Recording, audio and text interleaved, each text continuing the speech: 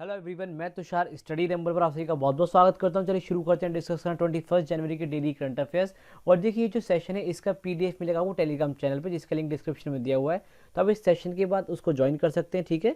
और इसके अलावा आप हमको फेसबुक, इंस्टाग्राम और ट्विटर पर फॉलो कर सकते हैं। इस नाम से अगर सर्च करेंगे तो आपको हमारा पेज मिल जाएगा, ठीक है। चलिए शुरू करते हैं इस सेशन को विदाउट एनी डिले।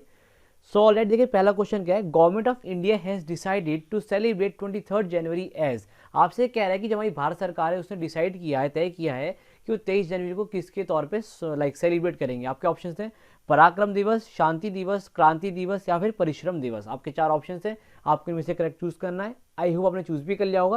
तो देखिए इसका करेक्ट आंसर होगा आपका ऑप्शन नंबर 1 यानी पराक्रम दिवस। और देखिए यहाँ पे आप देखेंगे option number is the correct answer. देखिए क्यों बनाएंगे हम, क्योंकि देखिए 23 जनवरी को क्या होता है, बर्थ एनिवर्सरी होती है सुभाष चंद्र बोस की, ठीक है। इसलिए हम क्या कर रहे हैं, इनके लिए बेसिकली इनकी याद में हम क्या बनाएंगे, पराक्रम दिवस बनाएंगे 1 जनवरी से, ठीक है। और देखिए यहाँ पे आप कटआउट देखेंगे एक न्यूज़पेपर का द हिंदू का। यहाँ पे देखिए Netaji Subhash Chandra Bose birth anniversary to be celebrated as Parakram Diwas, ठीक है। और हर साल ये बनाया जाएगा, ठीक है। आगे चलते हैं। नेक्स्ट क्वेश्चन देखो, नेक्स्ट क्वेश्चन पूछ रहा है which company won the ICAI award for excellence in financial reporting. अब देखो ये क्या होता है आईसीएआई, अभी सब बताऊंगा, चिंता मत करो। आपके ऑप्शन है देखो यहाँ पे आईओसीएल यानी Indian Oil Corporation Limited, then है सेल यानी Steel Authority of India Limited, then है भेल यानी Bharat Heavy Electricals Limited, and after that है ओएनजीसी यानी Oil Natural and Gas Company. तो आपको इन चार ऑप्शन में से करेक्ट चूज करना है। आई होप आपने करेक्ट चूज भी कर लिया होगा। देखिए इसका करेक्ट आंसर होगा आपका ऑप्शन नंबर 3 यानी भेल, ठीक है। तो भेल इसी करेक्ट आंसर मैच कर लीजिए। देखिए यहाँ पे आईसीआई की फुल फॉर्म क्या है, institute of chartered accountants of India, ठीक है। और देखिए यहाँ पे कटआउट है बिजनेस वर्ल्ड का। देखिए यहाँ पे लिखा है भेल means ICI national award for excellence in financial reporting, ठीक है। तो ये अवार्ड किसको मिला है, भेल को मिला। आपको ध्यान रखना है। आगे चलते हैं। नेक्स्ट देखिए, नेक्स्ट पूछा who became the first female fighter pilot to take part in the Republic Day parade. देखिए अब तक की पहली महिला फाइटर पायलट होंगी जो रिपब्लिक डे परेड में पार्ट लेंगी। तो देखिए आपके ऑप्शंस क्या हैं, शिवांगी सिंह, भावना कांत, शुभांगी जैन एंड कृतिका शर्मा। तो आपको इनसे करेक्ट चूज करना है। आई होप आपने चूज कर भी लिया होगा। देखिए इसका करेक्ट आंसर होगा आपका ऑप्शन नंबर 2 यानी भावना कांत। आपको ध्यान रखना ऑप्शन नंबर 2 इसी करेक्ट आंसर। और ये देखिए ये डॉक्टर हर्षवर्धन ने ट्वीट भी किया है, marking the dawn of empowered women led hashtag new India. तो यहाँ पे लिखा है flight lieutenant Bhawana Kanth is set to become the first women fighter pilot to take part in Republic Day parade. ये कौन है, भावना कांत। आपको ध्यान रखना है। चलिए आगे चलते हैं। नेक्स्ट देखिए, नेक्स्ट पूछ रहा है आपने recently a book unscripted conversation on life and cinema. तो अनस्क्रिप्टेड इसका बेटा टाइटल है मेन, और बाकी आगे का इसकी टैगलाइन है इज लॉन्च, ठीक है। ये अभी लॉन्च करेगी। तो who is the author of the book. तो आपसे इस बुक का ऑथर पूछ रहा है कौन है। आपके ऑप्शन है मुकेश भट्ट, करण जौहर, वीवी चोपड़ा या फिर ट्विंकल खन्ना। तो आपको इनमें से करेक्ट चूज करना है। आई होप आपने चूज कर भी लिया होगा। देखिए इसका करेक्ट आंसर आपका ऑप्शन नंबर 3 वीवी चोपड़ा। आपको ध्यान रखना है। तो वीवी चोपड़ा ने लिखी है अनस्क्रिप्टेड ये बुक, काफी इंपॉर्टेंट बुक है, आपके एग्जाम में पूछ जाने काफी हाई चांसेस भी है, ठीक है। अभी लॉन्च हुई है।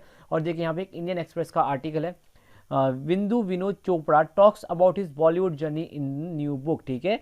और इसको पब्लिश कौन करेगा, पेंगुइन जो पब्लिकेशन है हमारा वो इसको पब्लिश करेगा, ठीक है। और बुक का नाम क्या है, unscripted conversations on life cinema, ठीक है।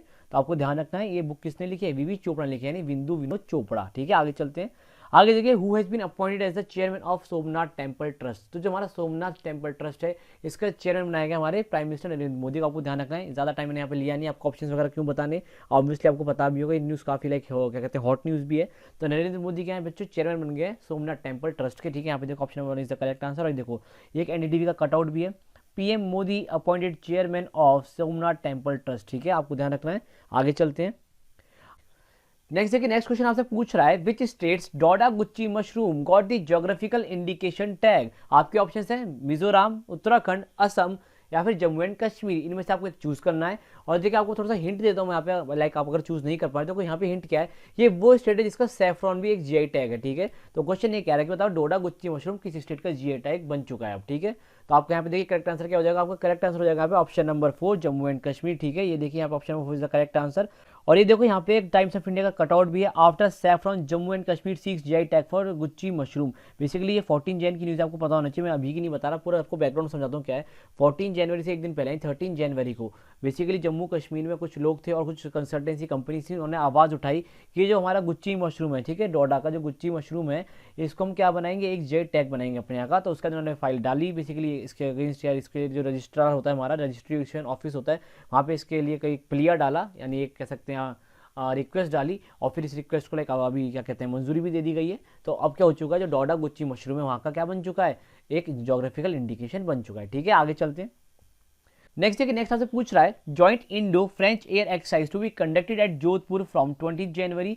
यानी ऐसे ये तो चल गया पता कि ये जो एक्सरसाइज है फ्रांस और इंडिया के बीच में और जोधपुर में हो रही है 20 तारीख से, ठीक है। अब आपसे क्वेश्चन ही पूछा जा रहा है कि जो ये एक्सरसाइज है, ये जो बायलैटरल एक्सरसाइज है, एयर एक्सरसाइज है, इसका नाम क्या है। ऑप्शन क्या है, गरुड़ा 12, वरुणा 12, डेजर्ट नाइट 21 या फिर डेजर्ट ईगल 21। इनमें से करेक्ट चूज करना है आपको। आई होप आपने चूज भी कर लिया होगा। देखिए इसका करेक्ट आंसर होगा आपका ऑप्शन नंबर 3 डेजर्ट नाइट, ठीक है। Desert Knight is the correct answer of this question. और यहाँ पे ये देखिए, ये द इकोनॉमिक टाइम्स का एक बहुत ही अच्छा कटआउट है। French A400M tactical aircraft arrives in Jodhpur for exercise Desert Knight 21, ठीक है। तो बेसिकली आप देख सकते हैं, अगर आपसे कल कोई पूछ सकता है कि भाई किस फ्रेंच के एयरक्राफ्ट ने यहाँ पे पार्टिसिपेट किया, तो A400M टैक्टिकल यहाँ पे एयरक्राफ्ट है जो आया है। और इसके अलावा और भी आए हैं, बट ये मेजर एयरक्राफ्ट है जहाँ पे आया है, ठीक है। और इंडिया की तरफ से हमारा रफाइल भी क्या कर रहा है इसमें, क्या कहते हैं, पार्टिसिपेट करेगा। और हमारे जो एवॉक्स हैं AWACS, यहाँ पे लिख देता है AWACS, यानी अर्ली वार्निंग है ना, ये जो सिस्टम होता है हमारा, ये पार्टिसिपेट करेंगे, ठीक है। आपको ध्यान रखना है। चलिए आगे चलते हैं। आगे देखिए, kolam is an Indian art form. ये तो हमको पता है भाई, कोलम क्या एक इंडियन आर्ट फॉर्म है। अभी न्यूज़ में क्या है, क्योंकि देखिए जो हमारे क्या कहते हैं, जो बाइडन हैरिस हैं, इनका भी इनॉग्रेशन हुआ, आपको पता होगा, लाइक प्रेसिडेंट बने।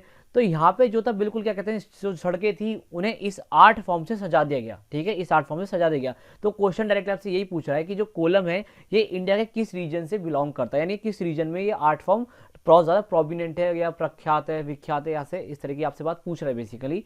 तो आपको बताना है कि जो कोलम है किस रीजन का आर्ट फॉर्म है इंडिया का, ठीक है। तो नॉर्थर्न है, ईस्टर्न है, वेस्टर्न है कि साउथर्न है। आपके 4 ऑप्शन हैं, आपको यहाँ पे करेक्ट चूज करना है। तो देखिए इसका करेक्ट आंसर होगा आपका ऑप्शन नंबर 4 साउथर्न रीजन। ये जो हमारे साउथ इंडिया है वहाँ पे ये बहुत ज़्यादा फेमस है कोलम, ठीक है। आपको ध्यान रखना है, स्पेशली तमिलनाडु और कर्नाटका में तो बहुत ज़्यादा, ठीक है। Option number 4 is the correct answer. और यहाँ पर आप देखेंगे भी एक बहुत ही द प्रिंट का अच्छा कटआउट है। Inauguration kolam to welcome Joe Biden and Kamala Harris as they take charge on 20 January, ठीक है। आपको ध्यान रखना है। तो बेसिकली बाइडन एंड हैरिस, यहाँ पे जो बाइडन एंड हैरिस आएगा ये आप इसको करेक्शन कर लेना, बाइडन एंड हैरिस इनॉग्रेशन, ठीक है। और देखिए इस तरह से सड़कों को सजा दिया गया था, ठीक है। हालांकि यहाँ पे इन्होंने रंगोली से तो नहीं बनाया, क्योंकि जनरली जो इसका ओरिजिनल फॉर्म होता है उसमें रंगोली से बनाया जाता है। ये जो डिज़ाइन है, इन्होंने क्या किया है बेसिकली, जो पेपर है या जो पैम्पलेट्स हैं उनके ऊपर इस डिज़ाइन को बनाया एंड देन पूरी सड़क को सजा दिया, ठीक है। चलिए आगे चलते हैं। नेक्स्ट देखिए, नेक्स्ट आपसे पूछ रहा है which state recently celebrated 43rd Kokborok day. अभी होता क्या मैं आपको बताऊंगा अभी, बट पहले आप इसके ऑप्शंस देखो, त्रिपुरा, मिजोरम, असम, मेघालय। आपको इसे करेक्ट चूज करना है। आई होप आपने चूज कर भी लिया होगा। देखिए इसका करेक्ट आंसर बनेगा आपका ऑप्शन नंबर 1 यानी त्रिपुरा। तो देखिए त्रिपुरा में बनाते हैं हम क्या, कॉकबोरोक डे। और देखिए बनाते क्यों ये भी मैं बताऊंगा आपको। बाकी आप ये देखो, द हिंदू का एक कटआउट है बहुत अच्छा, कॉकबोरोक डे ऑब्जर्व, ठीक है। तो a colourful rally, symposium and cultural shows mark the 37th anniversary of Kokborok, the language of many tribal people in Tripura. आप आधा यहीं से समझ गए क्यों बनाते हैं। बेसिकली था के मैं समझा देता हूँ आपको। जो ये कॉकबोरोक डे है ना, अगर आप देखें त्रिपुरा में, तो त्रिपुरा में एक बहुत ही बड़ी एथनिसिटी आप कह सकते हैं, एक ग्रुप है पीपल्स का जो ये लैंग्वेज बोलता है कॉकबोरोक, यानी ये एक लैंग्वेज है। कॉकबोरोक का एक लैंग्वेज है, ठीक है। तो आज से काफ़ी साल पहले 1979 के अंदर 1979 के अंदर इसको ऑफिशियल लैंग्वेज बना दिया गया था वहाँ का, ठीक है। इसे मतलब ऐसा रिकॉग्नाइज किया था वहाँ पे, ठीक है, इसे रिकॉग्निशन मिल गया था लैंग्वेज को। तो वहाँ तब से लेके अब तक हम हर साल क्या बनाते हैं, कॉकबोरोक डे बनाते हैं त्रिपुरा के लोग, ठीक है। तो ये था इसका 43rd एडिशन था, ठीक है। तो अब आपको चली गया पता कि कॉकबोरोक डे क्या होता है, ठीक है। चलिए आगे चलते हैं। आगे देखिए, which state organise second edition of eco retreats और the glamping festival to highlight diversity in tourism and hospitality in the स्टेट। आपके ऑप्शंस क्या है, केरला, उड़ीसा, कर्नाटक एंड तेलंगाना। क्वेश्चन को जितने मैं हिंदी में पढ़ता हूँ इतने आप इसमें आंसर चूज करिए अपना। देखिए कह रहा है कौन सा स्टेट जिसने इको रिट्रीट या फिर ग्लैम्पिंग फेस्टिवल बनाया ताकि वो जो टूरिज्म के अंदर डाइवर्सिटी होती है, जो वहाँ की स्टेट की हॉस्पिटलिटी है, उसको दर्शा सके। ऑप्शन था आपके केरला, उड़ीसा, कर्नाटका, तेलंगाना। आई होप आपने चूज भी कर लिया होगा। देखिए इसका करेक्ट आंसर होगा आपका ऑप्शन नंबर 2 यानी उड़ीसा, ठीक है। आपको ध्यान रखना है, Orissa is the correct answer. ये देखिए, और देखिए यहाँ पे कटआउट है ANI का, ठीक है। ANI की वेबसाइट से बेकायदे कटआउट आया है। देखिए Orissa organise the second edition of eco retreat at 5 locations, 5 जगह पे हो रहा है। और ये देखिए बिल्कुल कोणार्क के अंदर एक तरह से इन्होंने सजाया था। ये देखिए कितना बढ़िया सजाया ये इको रिट्रीट के नाम से। तो आप देख सकते हैं ये कटआउट है पूरा, बहुत ही अच्छा है। आप चाहें तो इस रिपोर्ट को पढ़ भी सकते हैं वहाँ पे जाके, भाई कौन कौन सी लोकेशन है, किस तरह का वहाँ पे डाइवर्सिटी है, वो सब हमें बताया हुआ है, ठीक है। आप जाइए इसको पढ़िए एक बार, क्योंकि देखिए मैं आपको पता है क्यों कहता हूँ पढ़ने के लिए।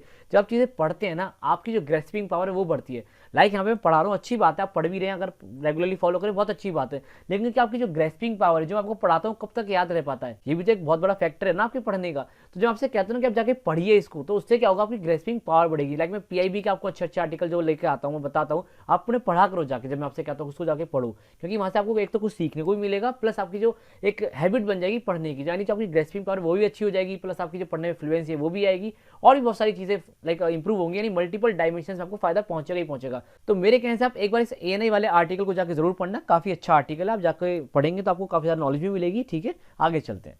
आगे देखिए, अब आ चुकी है रेड साइड, यानी जो मेरा साथ था वो बिल्कुल खत्म हो गया, और अब इस वाले क्वेश्चन को आपको अटेम्प्ट करना है खुद से। और आज का जो क्वेश्चन है ये हमारा एसएससी सीजीएल 29 में पूछा गया। देखिए क्वेश्चन क्या है, where is the headquarter of International Atomic Energy Agency, यानी आईएईए। आपके ऑप्शन है टोरंटो, न्यूयॉर्क, वियना, टोक्यो। आपको इनमें से करेक्ट चूज करना है और अपने आंसर को लिखना है कमेंट सेक्शन में।